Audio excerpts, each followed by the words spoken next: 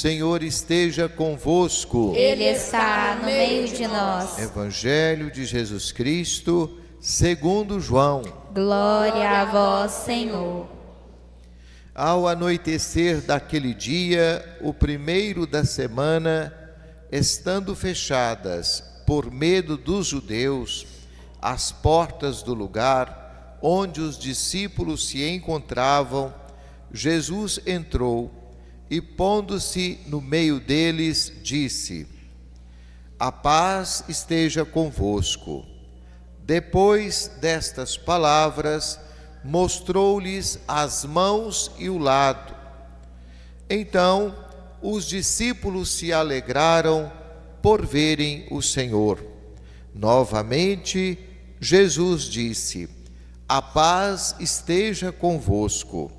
Como o Pai me enviou, também eu vos envio.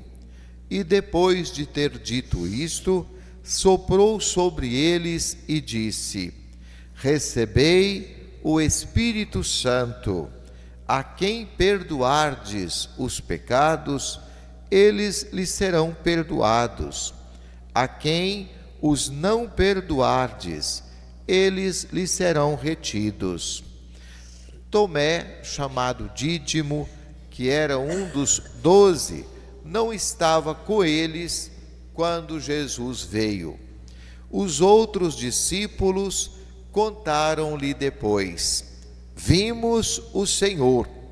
Mas Tomé disse-lhes: Se eu não vir a marca dos pregos em suas mãos, se eu não puser o dedo nas marcas dos pregos, se eu não puser a mão no seu lado, não acreditarei.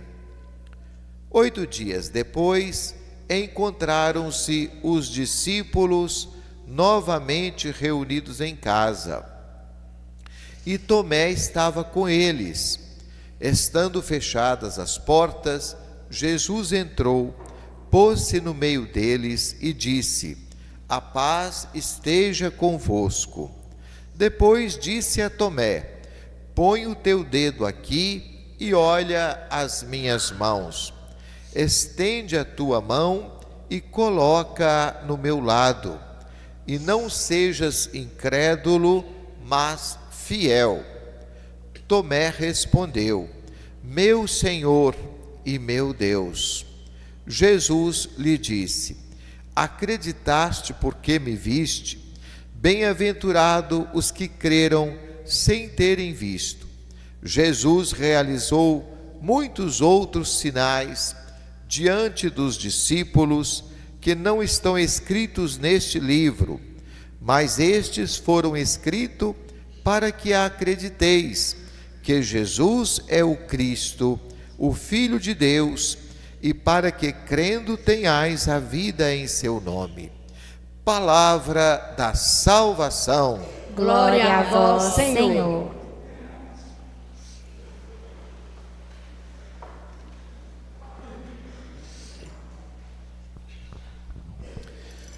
Meus irmãos e minhas irmãs, nós estamos no tempo da Páscoa, um tempo bonito em que a vida floresce em todo sentido. Esse tempo é maravilhoso porque nós lembramos a vitória da vida sobre a morte, da luz sobre as trevas, da alegria sobre a tristeza. Mas não era esse o sentimento dos discípulos de acordo com o Evangelho. Eles estavam trancados, fechados, tristes, assombrados, estavam com medo dos judeus, diz o Evangelho. E não era para menos, porque eles tinham acabado de ver a crucificação do Senhor, esse massacre todo. O jogo era pesado, poderia acontecer com qualquer um deles, como de fato aconteceu. Então eles estavam confinados, uma igreja amedrontada, acuada, incapaz de ir ao mundo, como dizia o nosso saudoso Papa Francisco. Uma igreja deve estar em saída, e não uma igreja fechada, acuada, amedrontada. Então Jesus veio ao encontro desta igreja medrosa. O Evangelho diz que Jesus entrou onde eles estavam, apesar das portas fechadas, pôs-se no meio deles, e não na lateral, no lado, no meio deles, e os encorajou com essa saudação familiar e bonita: a paz esteja convosco. Nós não sabemos o peso dessas palavras. Pergunte a quem mora na faixa de Gaza o peso dessa palavra paz, shalom. Pergunte a quem está num país de guerra, que não tem comida, que não tem água, que não tem médico.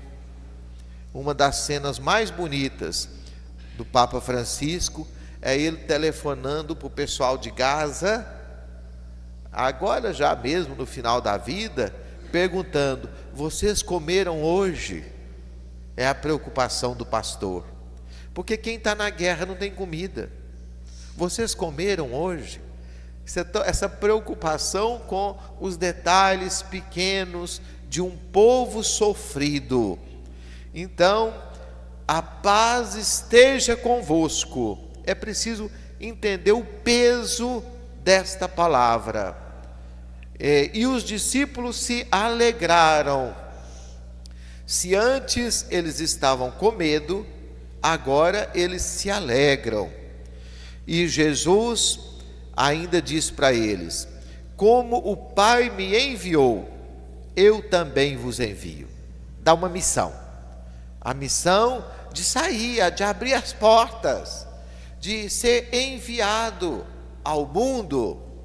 E depois de dizer isto, soprou sobre eles, dizendo: recebei o Espírito Santo. A quem perdoardes os pecados, eles lhes serão perdoados, ou não. Esse sopro divino sobre a igreja faz toda a diferença. Lembra o primeiro sopro de Deus em Adão, quando Deus criou o homem do barro.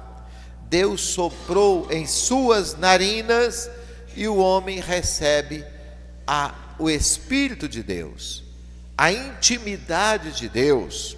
Então Jesus soprou sobre eles, deu o Espírito Santo para os encorajar na missão e na caminhada. Acontece que dois não estavam ali. Judas, que deixou o grupo. O Evangelho de São João fala a última coisa, que quando Judas saiu era noite. Então Judas mergulhou na escuridão por opção própria. Judas não estava ali. E o outro que não estava era o Tomé, chamado Dídimo. Dídimo quer dizer gêmeo. Então Tomé tem um irmão gêmeo. Pelas pesquisas que eu fiz, ele mora em São José da Varginha. O irmão gêmeo de Tomé, certo? Que é aquele que exige tanta coisa para poder acreditar. Ele exige tanto para poder acreditar. Será que é um de vocês? O irmão gêmeo do Tomé? Certo? Dídimo quer dizer gêmeo. Tomé não estava ali. E Tomé não duvida só de Deus. Ele duvida também da igreja. Porque os discípulos vão atrás dele. E ele fala: eu não acredito. Eu não. Coitado, ele está numa dor muito grande. Ele não conseguiu ver nada além da sepultura. E não tem nada mais triste que a pedra da sepultura. Para muita gente tudo acaba ali. Para o Tomé, acabou tudo ali. Ele está só, isolado do grupo. E quando a gente está afastado da igreja, é mais difícil ter fé. Porque a igreja alimenta a fé da gente. A Eucaristia faz a igreja. Ela faz a igreja. E a igreja faz a Eucaristia. Então, meus irmãos, o Tomé não está na igreja, ele está afastado. Mas alguém vai atrás dele e fala: Tomé, nós vimos Jesus. Nós vimos. Olha o testemunho forte desses aí. E ele fala: eu não acredito, eu vou ter que colocar o dedo nas chagas dele, eu vou ter que colocar a mão nas feridas para poder acreditar. Tomé cobrou muito caro, né? Exigiu demais. Por outro lado, ele não quer ter uma fé cega. Nós não devemos ter uma fé cega.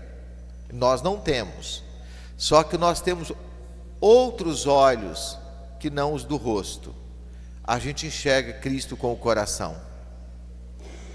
Aliás, nós só enxergamos Ele com o coração. É preciso abrir esse olho interno para acreditar em Jesus. Então, 8 dias depois, por alguma razão, o Tomé foi. Por alguma razão. Deve ter chegado atrasado, olhando o celular, desinteressado, né? Daquele tempo já tinha celular. Então, e Jesus novamente se coloca diante dele. Jesus não vai atrás do Tomé, esperou ele voltar. Esperou ele voltar para a comunidade. Tomé, vem aqui, coloque aqui o seu dedo, já que você exige tudo isso, pode colocar a mão, sou eu mesmo. Olha a humildade do próprio Cristo. Cristo não precisa de Tomé, não. Não precisava de Tomé, não. Cristo não precisa de mim. Ele não precisa de você. Mas Ele veio para resgatar. Ele não quer perder ninguém. E Tomé então faz uma profissão de fé muito bonita: meu Senhor e meu Deus. Aí ele fez uma passagem muito grande. Foi aí então que Jesus se torna o seu Senhor. Porque para muita gente acredita em Jesus. Muita gente sabe de Jesus. Sabe até muito. Mas Jesus não é o Senhor da vida dele. Né? Será que Jesus é o nosso Senhor? O Senhor das nossas vidas? E João termina com a palavra de Jesus: feliz aquele que acredita sem ter visto, que não exige tanto para acreditar.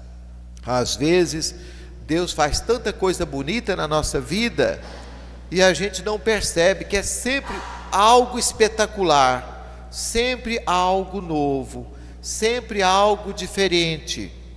Fica correndo atrás de revelações particulares. Olha, tanta coisa maravilhosa que Deus já fez e faz para cada um de nós. A pessoa ainda cobra mais para poder acreditar.